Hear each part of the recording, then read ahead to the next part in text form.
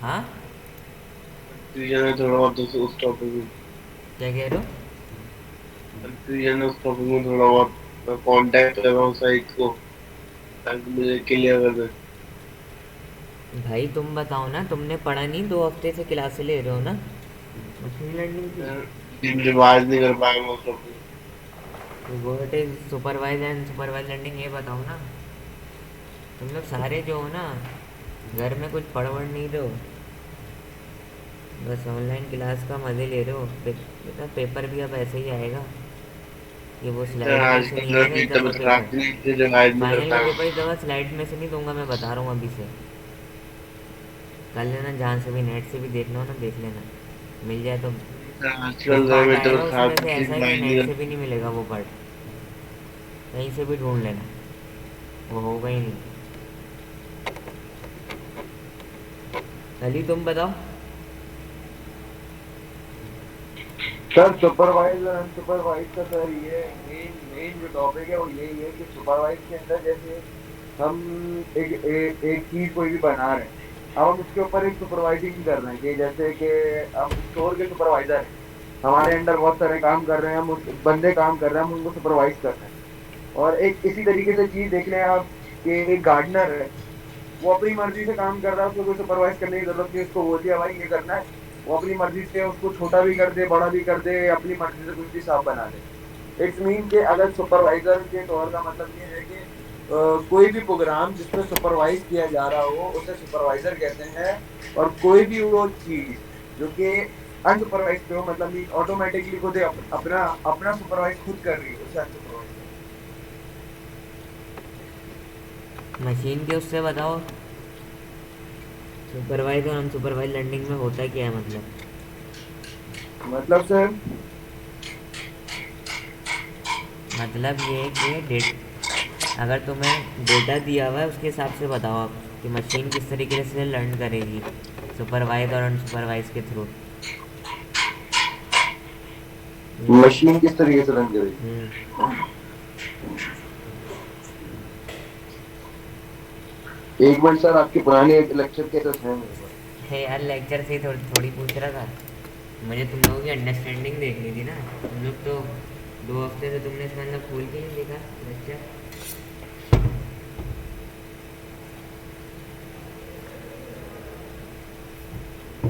और प्रोजेक्ट कहाँ तक पहुँचा? लैब प्रोजेक्ट 8 को जमा कराना है, याद रखना। एट जी से। सर।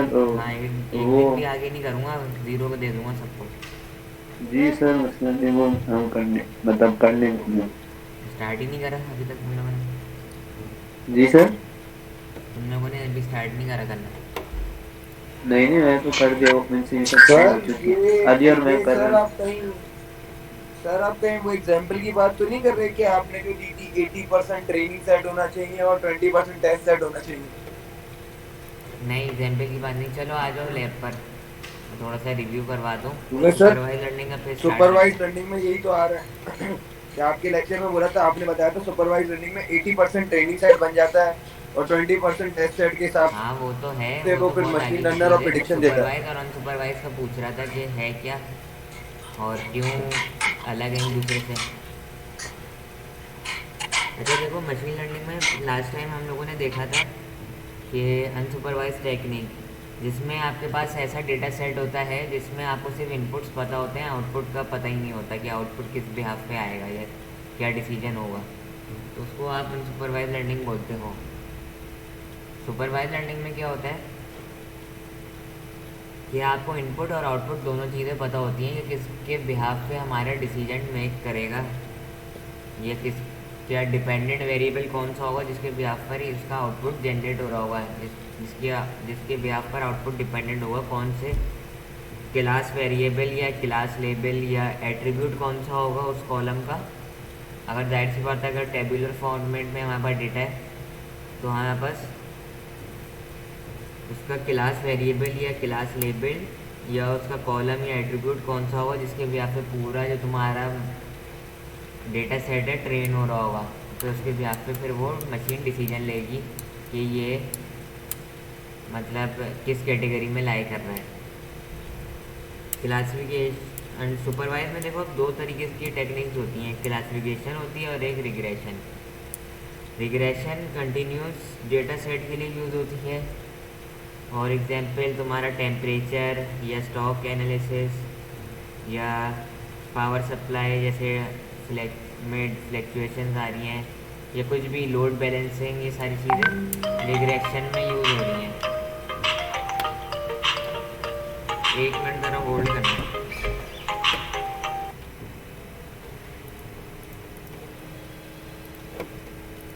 हाँ ये टैब आ रहा है ना नज़र, जिसमें मैंने लैब खोली हुई है आप लोगों को, लैब मैनुअल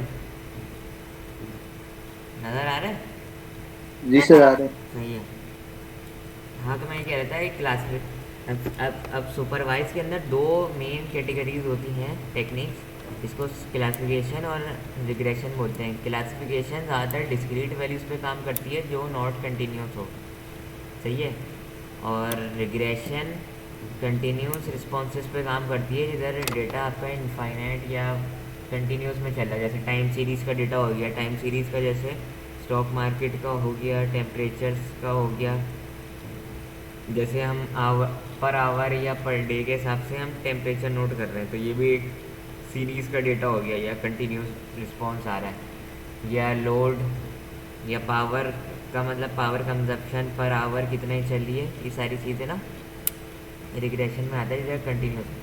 क्लासिफिकेशन में क्या है, जहाँ पर आपके पास डेटा कंटिन्यूस नहीं हो, डिस्क्रीट फॉर्म में हो, उसको कहते हो। जैसे मेल जो है आपकी स्पैम है या जेन्युइन है, या अगर आप मेडिकल साइड की बात कर रहे हो कि ट्यूमर सेल फाइंड कर रहे हो ना, ट्यूमर मतलब इसके थ्रू लंग कैंसर हो जाता है, तो ट्यूमर का साइज़ मालूम कर रहे हो कि मीडियम है, लार्ज है या स्मॉल है, ये सारी चीज़ें ना उसमें आ जाती हैं। या स्पीच रिकग्निशन कि फॉर एग्जांपल स्पीच रिकग्निशन में तुम ये देखना चाह रहे हो या उसका कुछ ऐसे पैटर्न फाइंड करना चाह रहे हो कि मेल्स की स्पीच की आवाज़ कौन सी कैटेगरीज में लाई करती है। फॉर एग्जांपल 0.8 से 0.99 तक मेल की कैटेगरी हो, फीमेल की 0.3 से 0.7 तक, तो इस तरीके से है स्पीच रिकग्निशन हो गया। या क्रेडिट स्कोरिंग या क्रेडिट कार्ड फ्रॉड डिटेक्शन के लिए भी यूज़ होती है क्लासिफिकेशन टेक्निक, सही है। कॉमन क्लासिफिकेशन एल्गोरिथम्स कौन कौन से हैं? KNN है, मतलब KNN मतलब के नियरेस्ट नेबर्स। ये क्या करता है कि जो नियरेस्ट नेबर्स होंगे वो सेम कैटेगरी में लाई कर रहे होंगे या सिमिलर थिंग्स होंगे उनके अंदर, सही है। फिर एक है लॉजिस्टिक रिग्रेशन। अच्छा मैंने यहाँ पे रिग्रेशन का बताया था, इसमें भी एक रिग्रेशन आता है, वो लॉजिस्टिक है। लॉजिस्टिक मतलब इसमें बाइनरी फॉर्म में होगा, जो मैंने लास्ट क्लास में भी तुम लोगों को बताया था ना कि बाइनरी फॉर्म या डिस्क्रीट फॉर्म में होगा, या दो होंगे उसमें पैरामीटर्स क्लास लेवल, या तीन होंगे। फिर सपोर्ट वेक्टर मशीन बताई थी कि जो वो बाइसेक्ट करता है, दो के दरमियान सबसे ज़्यादा यूज़ होता है। नाइट विजन ये प्रोबेबिलिस्टिक नेचर पर है, डिस्क्रिमिनेंट एनालिसिस। फिर डिसीजन ट्री जिसका हम लोगों ने लास्ट क्लास में क्या करा था, न्यूमेरिकल भी हम लोगों ने पढ़ा था, सही है। लास्ट क्लास में हम लोगों ने इसका न्यूमेरिकल भी करा था। अब इसमें क्या था कि हमने जीनी इंडेक्स के थ्रू करा था, हालांकि मैंने बताया था एंट्रोपी के थ्रू भी जो है डिसीजन ट्री का जो है रूट इंडेक्स या स्प्लिट रूट हम कैलकुलेट कर सकते हैं। एक तो चीज़ ये थी। फिर हमने देखा था कि इसमें रूट के साथ कौन कौन से एट्रीब्यूट पे ये सबसे अच्छा काम करता है। ये बताओ कौन से एट्रीब्यूट पे सबसे ज़्यादा जो है डिसीजन ट्री काम करता है? कैटेगोरिकल पे करता है, कंटिन्यूस पे करता है, किस पे करता है बताओ? कैटेगोरिकल या कंटिन्यूस वेरिएबल पे डिसीजन ट्री का स्प्लिट वर्क सबसे ज़्यादा बेस्ट करता है। बेस्ट कंडीशन फॉर स्प्लिट किस पे बेस करती है, कैटेगोरिकल या कंटिन्यूस? चैट पे लिखो अपना आंसर, यहाँ पर लिखो।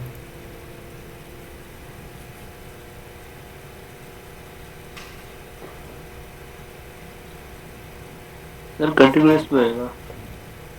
कंटिन्यूस वेरिएबल कौन से होते हैं पता है? हाँ, क्या चीज़ है? कंटिन्यूस वेरिएबल कौन से होते हैं? अच्छा वेरिएबल में बात कर रहे हैं। हाँ,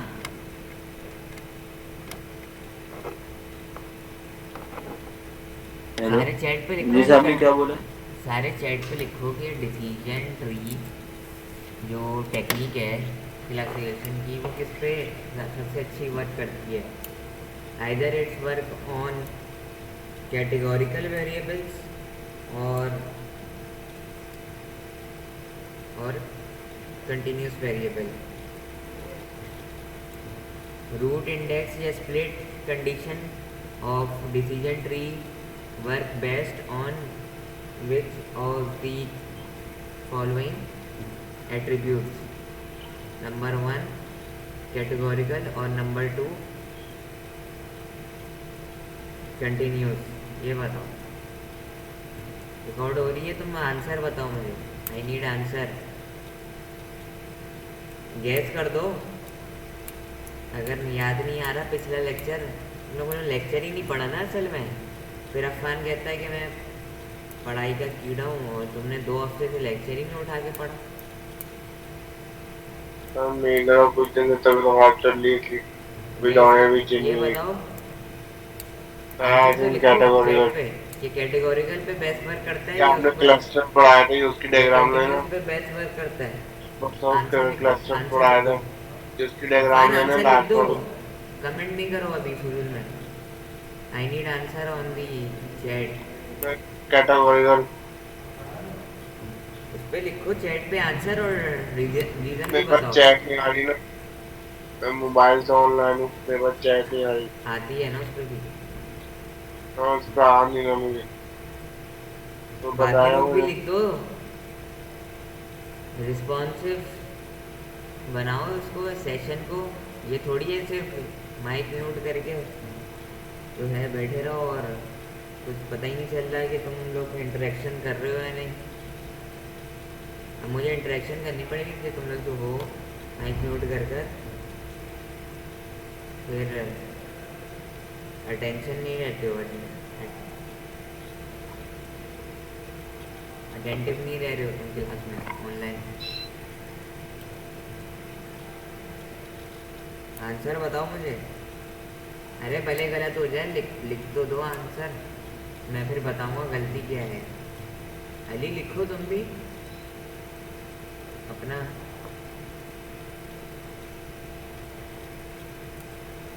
कैटेगोरिकल कैटेगोरिकल सही। तुम तो पहले कह रहे थे कि ये कंटिन्यूस होगा, अब कैटेगोरिकल पे क्यों आ गए? जी सर, कह रहे थे कि कंटिन्यूस होगा। तो मैंने देखा नहीं था।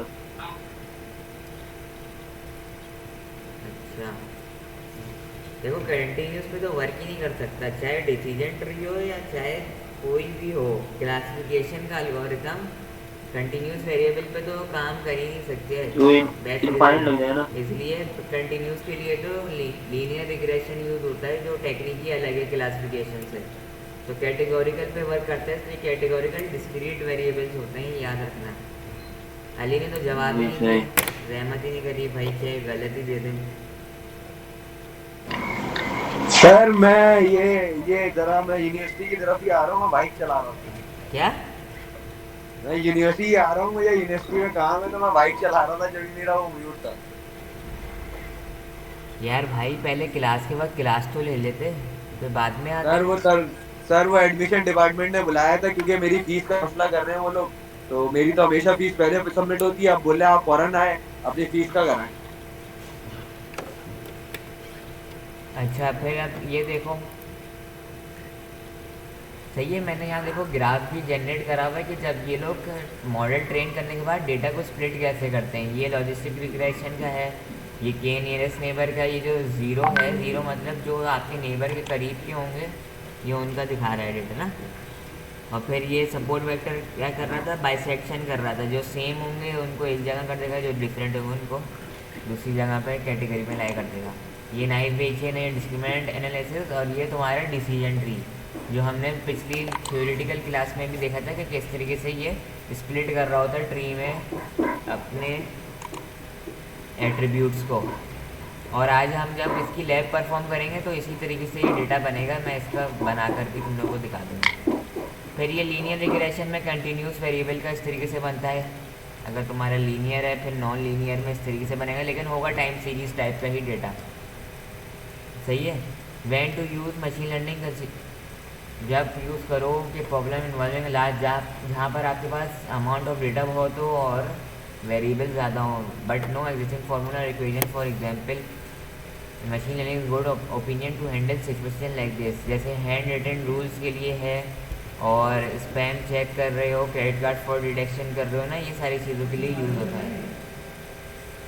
ये कंटिन्यूस वेरिएबल है, ये तुम्हारे पास कैटेगोरिकल। ये जो तुम्हारा आखिरी है ना चीट एट्रीब्यूट या चीट कॉलम, ये है क्लास वेरिएबल। क्लास वेरिएबल क्या बोलते हैं, इसका दूसरा नाम होता है आउटपुट वेरिएबल, इसका दूसरा नाम होता है क्लास लेबल, इसका दूसरा नाम होता है क्लास एट्रीब्यूट, जिसके बिहाफ पे तुम्हारा पूरा एल्गोरिथम लर्न करेगा on the basis of this output variable, जिसके बिहाफ पर ये डिसीजन टेक होगा कि ये चीट करेगा इधर या नहीं चीट कर रहा होगा हमें। इसका मतलब ये था।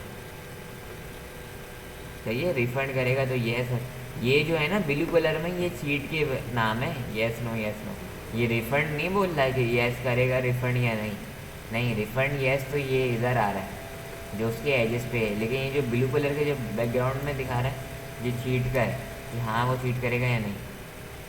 सही है। अब देखो मैंने इसमें एग्जांपल दी हुई है, अगर तुम्हें इस एग्जांपल को भी चला के देखना ना तो तुम चला लेना, लेकिन जाहिर सी बात है पहले तुम्हें ये इस तरीके से डेटा ये वाला क्रिएट करना पड़ेगा, और फिर ये एंड में इन दी एंड इस तरीके से डेटा ग्राफ फॉर्म में भी मैं शो करवा के तुम लोगों को दिखाता हूँ। और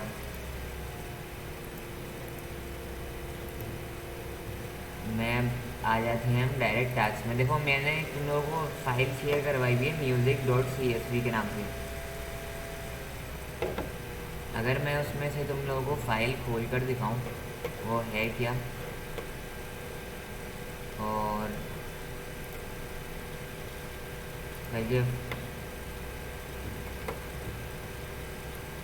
बल्कि हम लोग यहाँ से पहले मैं शुरू करता हूँ तुम लोगों ने सिखाना कि import the usual library for the panda. सही है। मैं जुपिटर नोटबुक जो है ना वो कर रहा हूँ शेयर आपके साथ, तो अब आप देखना शेयर दिस टैब। सर एक चीज पूछनी थी, हाँ पूछो। थोड़े आउट वो पाईचार्ट के बारे में पूछना था कुछ। पूछो। हेलो वो सर वो ये था कि जैसे ओपन सीवी है उसकी ड्राइविंग पोर्ट कैसे मतलब एरर दे रहा था, अब वो समझ नहीं आई क्यों दे रहा है। जी वो प्रोजेक्ट आपने बताया था ना, जुपिटर पे कर लो ना। जुपिटर पे मतलब मैंने पाईचार्ट पे अप्लाई किया था, जुपिटर पे वो सब दे सकती है। हाँ हो जाएगा। तो उसमें ओपन सीवी पहले से मौजूद है या फिर उसमें भी कॉल करना पड़ेगा? देख लेना पिप लिस्ट करना है एनाकोंडा में, यहाँ पर एनाकोंडा जी, के इधर में। अच्छा नाइस। उसने ये पहले एक बात बताओ कि उसने प्रोजेक्ट में पूरी एक फाइल में ही काम कर रहा है, एक से ज़्यादा फाइलें बनाई हैं, तो फिर जुपिटर नहीं चल पाएगा। एक से ज़्यादा है सर, एक भी नहीं है। तो मैं एक ट्यूटोरियल देख रहा था वो समझ नहीं आया, तो वो सारे मॉड्यूल दिखा देगा, जो लाइब्रेरी दिखा देगा जो इंस्टॉल्ड हैं। अब इसमें देख लो ओपन सीवी है या नहीं। सर नहीं है। मैं राइट क्लिक पे चेक किया था, कुछ आ नहीं रहा था। नहीं है। तो वो मैं ट्यूटोरियल देख लूँगा, अगर कोई कंफ्यूज हुआ तो फिर मैं आपको सर वो ये चीज थी कि ओपन सीवी तो इंस्टॉल पैकेज करना आ गया था, बाकी उसके अंदर एक वो आ रही है कमांड ना आपके प्रोजेक्ट में cap.video capture (1). तो सर इसका एरर दे रहा था, वीडियो ओपन नहीं हो पा रही थी विंडोज पे और बहुत मसले आ रहे थे पाईचार्ट तो प्रोजेक्ट पे। पाईचार्ट पे तुमने पाइथन सेट करके खोला है? जी सर। अच्छा जी सर। पाइथन ही सेट करके खोलना उसको। सर सही है सर, पाइथन ही इंटरप्रेटर रख के खोला था, और तो अपना ओपन सीवी का तो पैकेज इंस्टॉल करना आ गया। बहरहाल सर वो मसला आ रहा था कि उसके बाद वो दे रहा है तुमने capture dot Python video. Interpreter कहाँ से इंस्टॉल कर लिया? सर पाइथन इंटरप्रेटर उसने भी इंस्टॉल किया था, हमने भी इंस्टॉल कर लिया था पाइथन इंटरप्रेटर। नहीं तो तुम्हें करने की ज़रूरत ही नहीं थी ना। एनाकोंडा का जो है, एनाकोंडा में भी तो पाइथन इंस्टॉल आता है, उसका लिंक करवा देते एनाकोंडा में का। आता है। तो उसका डेस्टिनेशन का लिंक करा देते, चल जाता वो।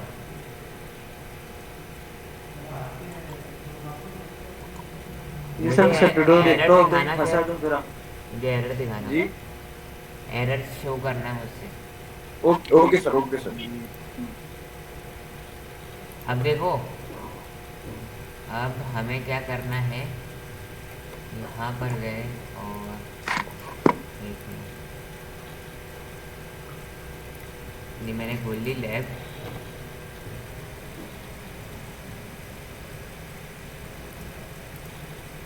सही है, अब आ जाओ। अब मैं तुम्हें बताता हूँ कि आज का टास्क क्या है। पहले तो तुम्हें देखो, सबसे पहले क्या करना होगा, इंपोर्ट करना होगा लाइब्रेरीज जो हैं यूजुअल, जैसे पांडाज है SPD, ये कर ली। उसके बाद तुम क्या करोगे, रीड CSV करोगे। अब मैं यहाँ लिख देता हूँ music_df। मैं यहाँ लिखूँगा read_CSV, फिर फाइल का नाम, मैंने फाइल का नाम music.csv ही रखा है, सही है। और फिर music.df.head करा दूंगा ताकि शुरू की 5 कॉलम्स हमें मिल जाए। अच्छा भाई ये, अच्छा सॉरी, PD आएगा, PD.csv। तो देखो हमारे पास डेटा आ गया। ये हमारे पास जो CSV उठकर आई है, उसमें 3 एट्रीब्यूट्स हैं, एक एज या 3 फीचर्स समझ लो अभी, सही है।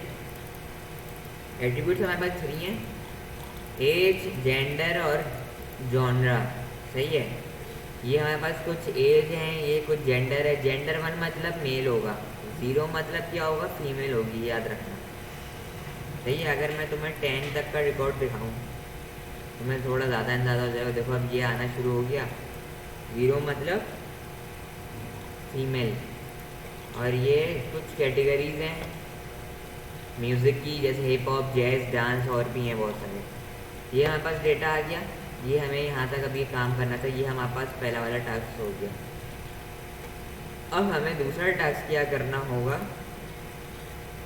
कि the CSV file is already learn, is already clean है यार, लर्न नहीं है।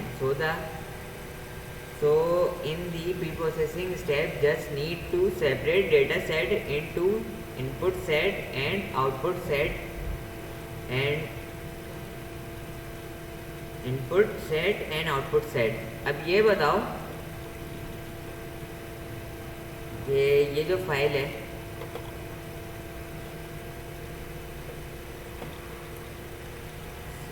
सही है। अब ये बताओ कि इस पे इनपुट सेट और आउटपुट सेट कौन से होंगे। ये जो हमारे पास डेटा है, इसमें तुम मुझे बताओ कि इनपुट सेट और आउटपुट सेट कौन सा होगा, एनी आइडिया?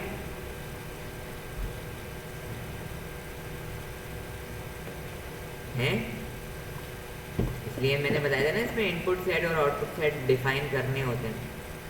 तो कोई आइडिया पता चल रहा है कि इसमें इनपुट सेट क्या होगा और आउटपुट सेट कौन सा होगा? 0 1 2 3 4 जो सीरियल नंबर है। क्या कह रहे हो? 0 1 2 3 4 जो लिखे हैं। नहीं नहीं, अरे इनपुट सेट में कौन कौन से कॉलम्स आएंगे और आउटपुट सेट में कौन कौन से कॉलम आएंगे, ये बताओ मुझे अभी तक। आसानी कर दी मैंने तुम लोगों के लिए। और सर एज तो इनपुट आएगा, शायद एज इनपुट होगा। और अफान तुम बताओ या अली तुम बताओ कि इनपुट में कौन कौन से कॉलम्स आएंगे और आउटपुट में कौन कौन से कॉलम आएंगे। ये ज़रा चैट पे लिख दो आंसर। ये जब तक मैं जो हूँ इसका मैनुअल डाउनलोड कर लूँ, थोड़ी सी इनपुट में तो सर इनपुट पे तो एज और जेंडर आएगा ना, आउटपुट तो जेंडर ही देगा वो। आउटपुट पे क्या देगा? जेंडर ही देगा ना, आपकी हिप हॉप जहाँ हिप हॉप लिखा हुआ है, जैज वगैरह लिखा हुआ है। क्यों? सर क्योंकि ये इनपुट तो नहीं होंगे ना सर, क्योंकि एज आपकी, आपने तो ये तो प्रीडिफाइन कर दिया होगा पहले ही कि ये 20 साल की उम्र के जितने भी लोग होंगे मेल या फीमेल वो हिप हॉप सुनेंगे, और इसके अलावा जो 20 साल से ऊपर है वो जैज सुनेंगे। तो तुम आउटपुट किसको कह रहे हो? जॉनरा को कह रहे हो? जी सर, हाँ जॉनर को कह रहा हूँ। सही। और बताओ अफान। अफान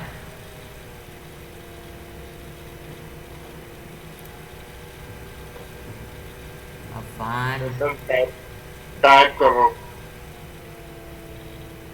ऐसे ही बता दो अगर टाइम ये लगा। सर एज इनपुट आया और gender gender output. Age input होगा और आउटपुट क्या होगा? जेंडर।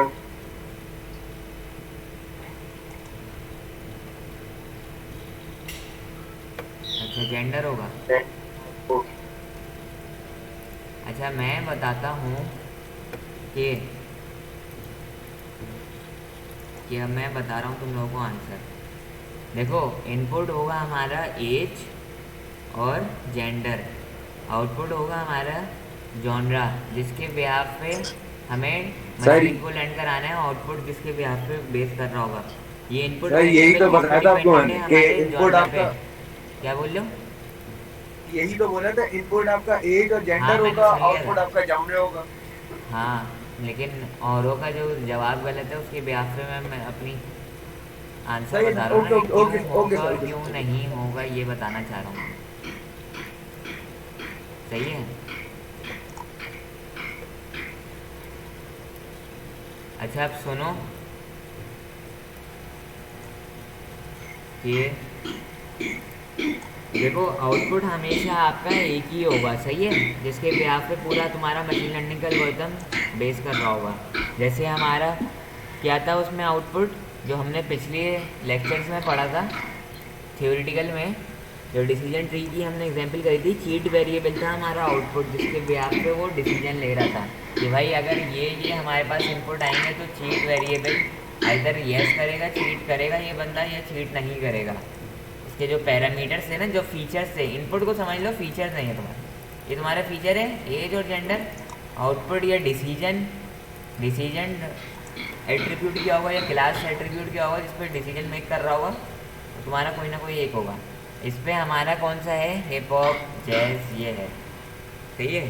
देखो, तुम बनाने को तुम जेंडर को भी बना सकते थे आउटपुट, तुम ये कर दो एज और जॉनरा को कर देते इनपुट और आउटपुट रख देते जेंडर को, ये भी कर सकते थे। सही है। तो ये तुम्हारे ऊपर था, इसलिए ये भी डिस्क्रीट है, ये भी डिस्क्रीट है। डिस्क्रीट क्यों है? कि ये कैटेगोरिकल है, ये भी कैटेगोरिकल है। सही। और कैटेगोरिकल की कौन सी है? ये नॉमिनल है, ये भी नॉमिनल है, ये भी नॉमिनल। और ऑर्डिनल नहीं, ऑर्डिनल में स्पेसिफिक ऑर्डर होता है, और ये कंटिन्यूस वेरिएबल है तुम्हारा ये। सही। अब हमें क्या काम करना है, अब हम वो देखते हैं कि आगे का, कि अब इसमें हमें काम क्या करना है। इनपुट सेट ले रहे होते ना, तो इनपुट सेट के लिए हम कैपिटल एक्स से डिनोट करते हैं फॉर इनपुट, इसमें इनपुट आएंगे। अब हम इसमें क्या करेंगे, डी एफ डॉट कौन कौन से हमें इनपुट चाहिए, अब यहाँ लिख दोगे ड्रॉप, तो यहाँ लिखोगे कॉलम्स। हमें भाई जाहिर सी बात है इनपुट चाहिए, तो हमें कौन सा कॉलम नहीं चाहिए उसका नाम लिख देना, जॉनर। सही है। और फिर एंड में ये सजेस्ट करवा लेना, तो ये तुम्हारे पास आ गया डेटा सारा। सही है। तो इसमें हमारे पास जो इनपुट आया है, हेड्स में हमने सारे इनपुट वेरिएबल रख लिए, इनपुट फीचर्स समझ लो, फीचर्स रख लिए हमने, जिसके बिहाफ पे अब हम मशीन एल्गोरिथम में वो डिसीजन डालेंगे और जिसके बिहाफ पे ये ट्रेन होना शुरू हो जाएगा। तो इनपुट हमारे ये होगा और आउटपुट हमारा क्या होगा, कैपिटल स्मॉल वाई से डिनोट करते हैं हम, small Y equal to, that see बात है, क्या दोगे उसमें तुम, म्यूज़िक अंडरस्कोर डी एफ और म्यूज़िक में क्या रख दोगे, उसको जॉनरा रख दोगे और वाई को प्रिंट करा देना। सही है, तो ये तुम्हारे जैज़, हिप हॉप, क्लासिकल और ये हो गए। सही है। अच्छा फर्ज करो कि तुम्हें थोड़ा सा डेटा एनालिसिस करनी है, तुम्हें ये देखना है कि इसमें कैटेगरीज कितनी यूनिक हैं। क्या करोगे, वाई डॉट यूनिक लिख देना कि इसमें यूनिक वर्ड कौन कौन से हैं, मतलब कैटेगरीज यूनिक कौन कौन सी है। एक हिप हॉप है, एक जैज़ है, क्लासिकल है, डांस है और एक एकॉस्टिक है। तो 1 2 3 4 5 है। बाकी इसकी अगर तुम्हें लेंथ मालूम करनी है तो ऐसे करके लेंथ भी मालूम कर दोगे, वो बता देगा कि 5 है। या इसका दूसरा क्या होता है, एन यूनिक कर दोगे तो नंबर ऑफ यूनिक बता देगा, वो भी यही बता देगा। एन यूनिक 5 और अगर तुम्हें उसकी कैटेगरीज देखनी है तो ये। अब तुम्हें डेटा सेट में देखना है कि इसकी वैल्यूज़ काउंट कितनी है, हर उसकी कितने दफ़ा रिपीट हो रही है, कौन हिप हॉप और वो। तो ये बता देगा कि क्लासिकल सबसे ज़्यादा रिपीट हो रहा है 6 time, jazz 3 time, dance 3 times, hip hop और ये सारी। एक तरीके से क्या है, ये तुम्हारी सारी पार्टनर्स जो पहले मैंने तुम लोगों को बताई थी वो। हमारे पास क्वेश्चन नंबर 2 भी हो गया। अब हमें क्या करना है, अब देखो एसक्यूएल लर्निंग सबसे मोस्ट पॉपुलर लाइब्रेरी है मशीन लर्निंग की, जिस पे तुम्हारा पूरा मशीन लर्निंग के सारे एल्गोरिथम्स हैं उसमें, सबसे पॉपुलर लाइब्रेरी। अब उसमें मैं क्या कह रहा हूँ कि एसक्यूएल लर्निंग में से आप ये वाला ऑब्जेक्ट रिट्रीव करवाओ, डिसीजन ट्री क्लासिफायर। जाहिर सी बात है, हम सुपरवाइज लर्निंग कर रहे हैं, हमने थ्योरी में भी क्या पढ़ा था, डिसीजन ट्री। तो मैं उसी का ही प्रैक्टिकल करवा रहा हूँ, डिसीजन ट्री का ही, ताकि तुम लोगों को पता चलेगा कि कैसे ये वर्क करता है। फिर प्रैक्टिकल और थ्योरेटिकल में हमने न्यूमेरिकल करके देख लिया था, अब हम इसका प्रैक्टिकल करेंगे। तो एसक्यूएल लर्न से इंपोर्ट करवाएंगे फ्रॉम एसक्यूएल लर्न, मतलब साइकिट लर्न लेंस का मतलब डॉट ट्री, फिर इंपोर्ट। अब कौन आ गया यार, डॉट ट्री डॉट इंपोर्ट। अब इंपोर्ट क्या कराओगे, ये पूरा डिसीजन ट्री क्लासिफायर है, ये पूरा एक ऑब्जेक्ट का नाम है, ये करा दोगे। ये मैंने रन कराया तो ये चल गया। सही है। अब मैं यहाँ लिखूँगा मॉडल इक्वल टू और डिसीजन ट्री क्लासिफायर। सही है। अब मैंने ये भी अब कर दिया, तो अब ये डिसीजन ट्री क्लासिफायर का कंस्ट्रक्टर था, ये इस मॉडल में हो गया। हमारा मॉडल जो अभी बना हुआ है या जो कंस्ट्रक्ट हो गया है वो किसके बेस पे कंस्ट्रक्ट हुआ है, डिसीजन ट्री क्लासिफायर पे। अब हम इसमें क्या करेंगे, अब ये दूसरा टास्क क्या बोल रहा है, फिट द एंटायर मॉडल। क्या करोगे, मॉडल डॉट फिट कर दोगे। सही है। और पूरा तुम्हारा एंटायर डेटा सेट तुम पास करा दोगे फिट करवाने के लिए ना। अब ये बताओ, सही है, शिफ्ट टाइप कर देना, वो बता देगा तुम्हें क्या क्या चाहिए। इनपुट और आउटपुट जो हमने ऊपर सेपरेट करे थे ना, वो चाहिए। इनपुट और आउटपुट पूरी एक साथ वाली फाइल थोड़ी चाहिए होगी, उसको पता क्या चलेगा फिर मशीन लर्निंग को। हमने सेपरेट इसलिए करा कि हमने बताना है कि उसको कि एक्स हमारे इनपुट है और वाई हमारा आउटपुट है, जिसके बेस पे डिसीजन क्रिएट होगा। तो एक्स दे दोगे यहाँ पर और वाई दे दोगे, और मैं फिट करता हूँ इसको, शिफ्ट टैप करा। अब देखो ये कुछ इसमें आंसर बता रहा है, देखो क्लास फिट बता रहा है कोई नहीं है, क्राइटेरिया बता रहा है जिसके बेस पे वो डिसीजन ट्री को स्प्लिट करना शुरू करेगा ना, रूट इंडेक्स से जो स्प्लिट करता हुआ जाएगा एट्रीब्यूट्स को, वो कौन सा मैंने मेथड रखा हुआ है, जीनी इंडेक्स। बाय डिफ़ॉल्ट जीनी होता है, जो हमने तुम लोगों को क्लास में भी पढ़ाया था, और जीनी की कैलकुलेशन भी मैंने बताई थी कैसे वो स्प्लिट करना शुरू करता है। मैंने मैक्सिमम दैट अभी नन करा हुआ है, जो डिफ़ॉल्ट पैरामीटर्स है वो सारे डिफ़ॉल्ट करे हुए हैं। सही है। मिनिमम सैंपल जो वो स्प्लिट करेगा वो 2 करेगा, वो ये सारी इसकी वो हैं। बाद में तुम इसको अगर ज़्यादा फाइन ट्यून करो तो तुम इन पैरामीटर से खेल सकते हो, इनकी वैल्यूज चेंज कर दो, ये सारी चीज़ें जो है ना तुम चेंज कर सकते हो। अभी हमें सिर्फ नॉर्मल चीज़ देखनी है। तो ये किस तरीके से, देखो ये तुम्हारा मॉडल तो अभी तुम्हारा फिट हो गया। सही है। अब मैं इसमें लिख देता हूँ, चलो इसी में ही करवा देता हूँ, मॉडल डॉट फिट करवाया या मॉडल इस तरीके से अभी फिट करवा के दिखा दिया मैंने तुम्हें। अब ये कह रहा है predict the model for the following test data. सही है। अब ये देखो तुम्हारे पास डेटा क्या है, एज है ये तुम्हारी, जाहिर सी बात है पहली एज होगी, दूसरा क्या होगा जेंडर। पहला एज, दूसरा क्या है जेंडर। इसके बेस पे अब बताए कि प्रिडिक्शन क्या देगा। अगर एज 21 है और मेल है तो वो क्या लाइक करेगा, हिप हॉप करेगा, लाइक जैज करेगा, कैटेगरी जो म्यूज़िक की क्लासिकल करेगा, क्या करेगा। अब हमें ज़रा ये पूछना है इससे मशीन से। अब यहाँ तक तो उसको हमने ट्रेन करा दिया, सही है। एक बात याद रखना, हमने पूरा इंटायर डेटा सेट दिया उसको ट्रेन कराने के लिए। अब टेस्ट के लिए हम ये डेटा दे रहे हैं, हम अपनी तरफ से हम डेटा एक टेस्टिंग के लिए दे रहे हैं। जो हमारे पास जो डेटा सेट था म्यूज़िक का, हमने उसमें से कोई वो नहीं करा, ट्रेन और टेस्ट स्प्लिट में उसको डिवाइड नहीं करा, हमने पूरा का 100% डेटा जो है ट्रेनिंग के लिए पास कर दिया था। और टेस्टिंग के लिए हम ये वाला दे रहे हैं, सही है। वरना हमने ये नहीं करा 80% के लिए टेस्ट कर दिया था और 80% के लिए ट्रेनिंग और 20% के लिए हमने टेस्टिंग के लिए दिया था। नहीं, हमने जो हमारे पास जो फाइल थी उसको 100% हमने ट्रेनिंग के लिए दिया है। अब टेस्टिंग के लिए हमने ये डेटा देंगे। अब कैसे दोगे तुम टेस्टिंग के लिए, मॉडल डॉट प्रिडिक्ट लिखोगे।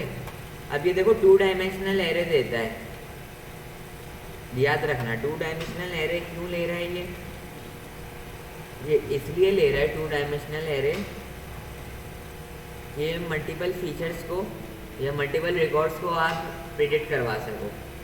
आप चाहो तो सिंगल रिकॉर्ड को भी करवा सकते हो, जैसे 21,1 लिख दो और इसका आउटपुट आ गया। ये क्या दे रहा है इसका आउटपुट, मैं इसको सेव करवा देता हूँ, ठीक है। प्रिडिक्शन के नाम से सेव करवा देता हूँ और फिर यहाँ पर ताकि मैं बता सकूँ कि ये अब ये क्या बता रहा है कि जो 21 ईयर का मेल है, मेल जिसकी एज 21 है, वो क्या पसंद करेगा, ये प्रेडिक्ट करके बता रहा है हमारी मशीन क्या पसंद करेगा, हिप हॉप जॉनरा। अगर हम यहाँ पर आएँ, यहाँ पर देखें, देखो डेटा सेट में हमारे पास कहीं पे भी है ही नहीं डेटा। अगर मैं इसको हटा दूँ या इधर आ जाओ, यहाँ पर मैं दिखाता हूँ तुम लोगों को। ये देखो हमारे पास एज की क्या एट्रीब्यूट है, 20, 23, 25 से लेकर 35 तक है, सही है। 21 है लेकिन मेल की नहीं है 21, याद रखना। हमने क्या पूछा है मशीन से, हमने टेस्ट किया लिया कि मशीन को बताया कि 21 एज हो, जेंडर 1 हो मतलब मेल हो और उसका जॉनरा क्या होना चाहिए, तो मशीन ने प्रेडिक्ट करा है हिप हॉप।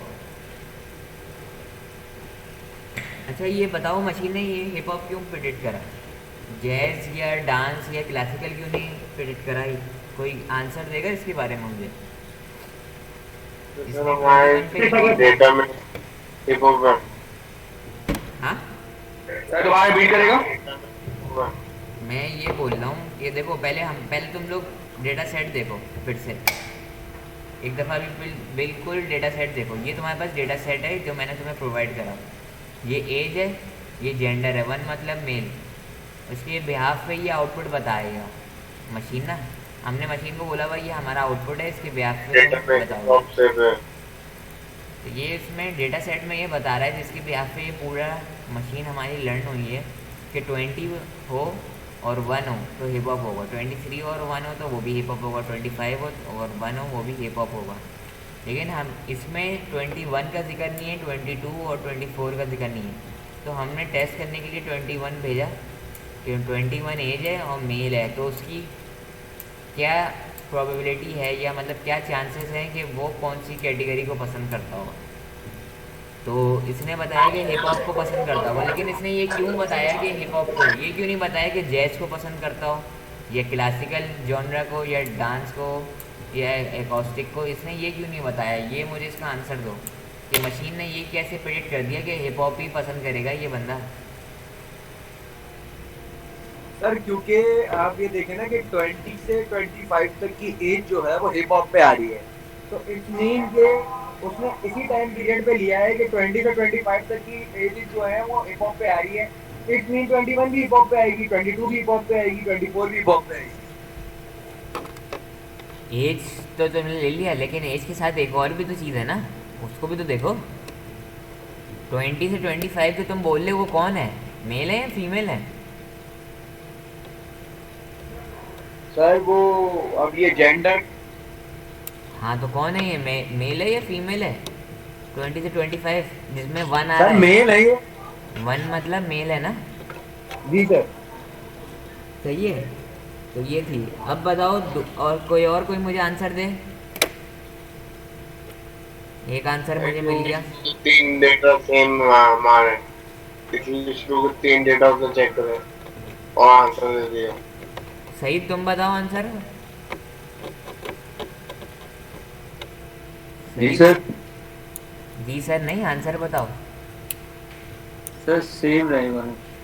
क्या सेम क्यों रहेगा, रीज़न बताओ चंदा।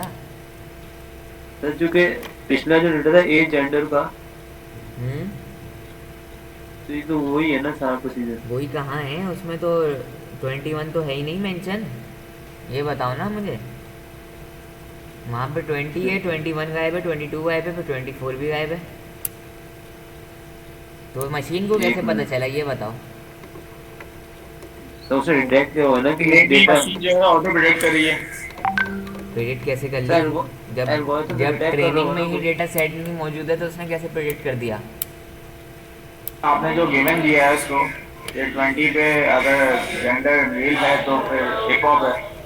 मैंने तो नहीं दिया, मैंने तो उससे टेस्ट लिया है ये, और उसने टेस्ट में कहा है कि सर 21 आपने जो 1 लिखा है ना, जेंडर हमारे पास मेल है, तो मेल पे तो हिप हॉप जा रहा है ना, और 20 है तो उसके बाद 23 है पर 25 है।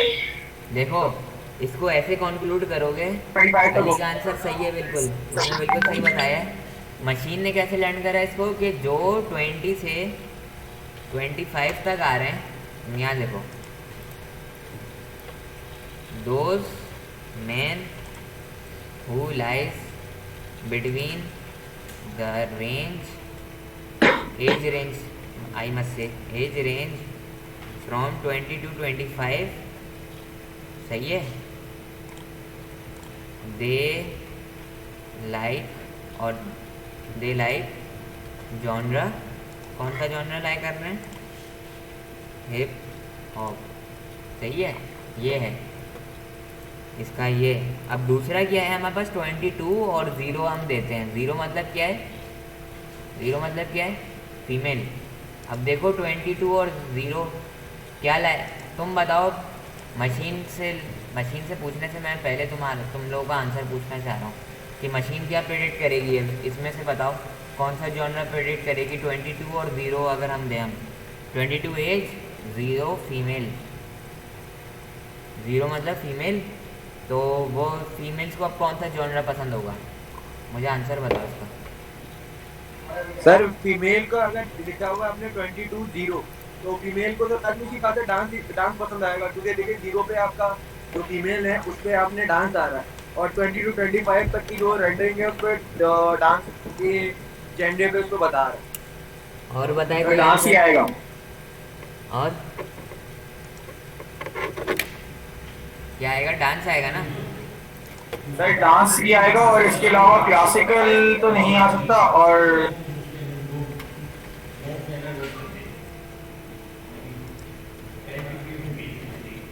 सर एकॉस्टिक भी आ सकता है सर, क्योंकि फीमेल कैटेगरी आपने जेंडर लिखी ना, तो लेकिन 20 नंबर जो आप देखेंगे तो वो 20 से लेके 21 तक डांस है, डांस ही नहीं आएगा, मोशन नहीं आएगा, डांस ही प्रेडिक्ट करेगा 20 से 25 के दरमियान। हमने क्या दी हुई है उसको, अब वैल्यू क्या देना जा रहा हूँ मैं, 22 0 आ गया, डांस प्रेडिक्ट करा है उसने, सही है, ये सर डांस ही आएगा। सही। सर डांस ही तो आया।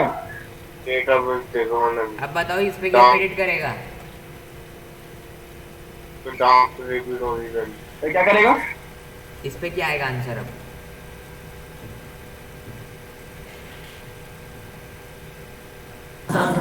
सर 20 आएगा उसमें। इस पे क्या आएगा? चार्ट दिखाएगा जरा। चार्ट दिखा तो दिया मेरा। Hip hop sir, hip hop. सही है। इस पे क्या आएगा? जैज आ गया यार, उसने तो लर्निंग करा हुआ, जैज तो था इस पे। सही है। तो इस तरीके से मैंने ये तुम लोगों से ये मैं पूछा था। अब आओ, व्हाट इज़ द प्रेडिक्शन। ये जो मैंने व्हाट इज़ द प्रेडिक्शन पूछी ना, वो यही पूछा है कि तुम लोग इसका स्क्रीनशॉट लगाओगे कि भाई इसका प्रेडिक्शन क्या है, क्या प्रेडिक्ट करा है। अब ये पूछ रहा हूँ मैं यही जो तुमसे अभी मैंने इतनी लंबी बहस करी है कि 20 से 25 लाइक्स में कौन सी कैटेगरी में लाइक करेंगे, जॉनरा की कौन सी कैटेगरी होगी, उसका आंसर लिखोगे फिर ये, और फिर डेटा सेट में ये करोगे। तो तुम्हारी लैब से आज तक की यहाँ तक की थी, तुम लोगों को मैंने आसानी के लिए यहाँ तक बताया था। सही है। तो इसमें मैं रिव्यू करा देता हूँ फिर से लास्ट टाइम, मतलब फॉर दिस। फिर ये हमारी लैब एंड हो जाएगी, फिर तुम लोग उसको टास्क करना। देखो हमने सबसे पहले पांडा इंपोर्ट कराया, इसलिए पांडा इंपोर्ट कराया, हमें डेटा फ्रेम में डेटा को अपलोड करना था, टेबुलर फॉर्मेट में हमें डेटा शो कराना था। और वो मैंने तुम लोगों को एक music.csv की फ़ाइल दी हुई है, उसमें हमारे पास डेटा था। उसमें एज, जेंडर और जॉनरा हमारे पास 3 एट्रीब्यूट्स थे। हमने फिर उनको क्या करा, उन एट्रीब्यूट्स को सेपरेट करना शुरू कर दिया इनपुट सेट और फिर उसके बाद आउटपुट सेट में। आउटपुट सेट हम वो रखेंगे जिसके बिहाफ पे तुम्हारा मशीन लर्निंग का एल्गोरिथम डिसीजन बेस करेगा। इनपुट्स को लर्न करते हुए फिर वो चेक करेगा, मैप करेगा आउटपुट पे कि अगर ये इनपुट आ रहे हैं तो आउटपुट का की नेचर क्या होगी। तो जैसे हमारे उसने ये लर्न कर लिया कि 20 से 25 के दरमियान हिप हॉप होगी, तो इस तरीके से उसने आउटपुट के बिहाफ पे उसने जनरेट करना चाहिए। फिर मैंने बताया तुम्हें एक छोटी सी चीज़ है कि वाई डॉट यूनिक से क्या होगा कि तुम्हें ये पता चल जाएगी कि ये जॉनरा की डिस्टिंक्ट यूनिक कैटेगरीज कौन कौन सी हैं, तो 5 थी। और फिर मैंने ये देखा कि सबसे ज़्यादा कैटेगरीज जो है एज कैटेगरीज, या सबसे ज़्यादा लाइक करने वाली कैटेगरी कौन सी है, क्लासिकल है सबसे ज़्यादा। बाकी तकरीबन तकरीबन सेम है, 333 आ रही थी। फिर एसक्यूएल लर्निंग एक ऐसी लाइब्रेरी है जिसमें सारे मशीन लर्निंग के एल्गोरिथम आपको मिलेंगे पाइथन में। ये सबसे पॉपुलर लाइब्रेरी है sklearn। उसमें लिखा है sklearn.tree और फिर वहाँ से हमने सिर्फ एक स्पेसिफिक हमने मशीन लर्निंग का एल्गोरिथम का क्या कहते हैं एल्गोरिथम हमने इंपोर्ट करा लिया, उसका ऑब्जेक्ट डिसीजन ट्री क्लासिफायर। उसको मैंने एक मॉडल का वेरिएबल लिया, ऑब्जेक्ट लिया और उसमें डिसीजन ट्री क्लासिफायर का उसमें सेव करा दिया। फिर हमने फिट करवाने के लिए हमने जो ऊपर काम करा था कि इनपुट्स को अलग कर रखा और आउटपुट को अलग रखा, एक्स और वाई में डिवाइड कर दिया था। तो हमने यहाँ पर मॉडल को फिट करा दिया। फिट का मतलब यहाँ क्या हो रहा है, मॉडल ट्रेन हो रहा है, याद रखना, फिट मीन्स ट्रेन। और हमने पूरा इंटायर डेटा सेट दे दिया था ट्रेन कराने के लिए, और टेस्टिंग के लिए फिर हमने ये अपने अलग दिए थे। फिर प्रिडिक्शन करा, फिर प्रिडिक्शन में फिर हमने ये दे दिया। तो ये याद रखना 2D एरे है ये, एक ये है और फिर एक ये 2D एरे क्यों है, हमने तो यहाँ पर एक प्रिडिक्शन दी ना, हम मल्टीपल प्रिडिक्शन भी दे सकते थे। फॉर एग्जांपल हम यहाँ पूछे हम कि 21 का बताओ मेल का, फिर 24 का बताओ मेल का, और फिर किसका बताओ 24 के बाद 23,0। तो ये बता देगा कि भाई ये मेल है और ये भी मेल है, तो ये हिप हॉप पसंद करेगा, ये फीमेल है तो ये डांस जो है पसंद करेगी, फीमेल अगर होंगी इसे इसलिए। तो ऐसे आप मल्टीपल डेटा सेट दे सकते। ये तुम्हारा क्या डेटा सेट है, ये जो 2 डायमेंशनल एरे दिया है उसके अंदर 2 डायमेंशनल के अंदर एक ये 1 डायमेंशनल हो गया, एक ये हो गया और एक ये हो गया। मतलब 3 रिकॉर्ड दी हमने 2D एरे में ना, 3 रोज दी थी हमने 2D एरे में, तभी ये मैंने 2 दफ़ा ब्रैकेट लगाए, एक ये फॉर 2D और ये फॉर 1D उसके अंदर की जो रोज हैं ये हमने बताया। तो फिर उसके बाद ये उसकी प्रिडिक्शंस आ गई कि हिप हॉप डांस इस टाइप की थी। अगर तुम चाहो तो 37 करो तो देखो क्या आंसर आ रहा है। उस पर क्लासिकल आ रहा है 37 पे, तो ऐसी बात है कि 31 से ऑनवर्ड वो क्लासिकल देगा। अगर तुम 50 भी दोगे तो शायद वो क्लासिकल ही देगा, इसलिए वो 0 0 0 सारी फिर ऑनवर्ड्स फीमेल थी। तो ये थी तुम्हारी आज की डिसीजन ट्री की क्या कहते हैं क्लास, ये आसान थी।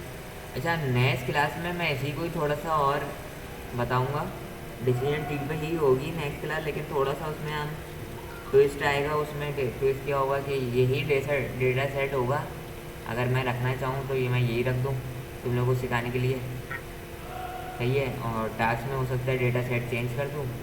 उसमें मैं क्या करूँगा कि अभी तो हमने पूरा एंटायर डेटा सेट दे दिया, अब उसमें हम क्या करेंगे, स्प्लिट कर देंगे ट्रेन और टेस्ट डेटा सेट को 80 और 20 के रेशियो से। फिर उसके बाद हम उसकी एक्यूरेसी चेक करेंगे कि कितना परसेंट हमारी जो मशीन लर्निंग का एल्गोरिथम है, एक्यूरेसी कितनी परसेंट ये एक्यूरेट है हमारा मॉडल, कि उसमें कितनी परसेंट एक्यूरेसी करिए। वो कैसे एक्यूरेसी कैलकुलेट होती है कि जो अब आप टेस्टिंग डेटा से जो है आप चेक करते हो, फिर टेस्टिंग डेटा से पता चल रहा होता है कि ये इसने कितना परसेंट स्कोर करा इसमें। जब टेस्ट कंडीशन को चेक कर लेगा तो फिर पता चलेगा कि कितने परसेंट इसने ट्रूली डिटेक्ट कर लिया है डेटा को, ट्रू डिटेक्शन या ट्रू आइडेंटिफिकेशन या राइट क्लासिफिकेशन कितनी कर ली और मिस क्लासिफिकेशन इसने कितनी करी, तो उसके ब्याज पे फिर एरर और सक्सेस रेशो मालूम होता है। फिर मैं एंड में दी एंड जैसे हम लोग टेबल बना रहे थे ना, सॉरी डिसीजन ट्री का ट्री बन रहा था कि स्प्लिट इंडेक्स कैसे हो रहा है और जीनी कितना कैलकुलेट हो रहा है ना एट्रीब्यूट वाइज, वो भी फिर मैं तुम लोगों को शो करके दिखाऊंगा in the form of graph की। और जीनी की वैल्यूज़ भी आ रही होंगी कि जितनी ज़्यादा जीनी की वैल्यू होगी उसके वो सबसे पहले रूट इंडेक्स या रूट एट्रीब्यूट बनेगा। उसके बाद उससे नीचे के जो होंगे वो उसके चाइल्ड एट्रीब्यूट्स बनेंगे for further division of the tree. यहाँ तक का अगर कोई मुश्किल या कोई प्रॉब्लम हो, कुछ समझ में नहीं आ रही तो मुझसे पूछ लो।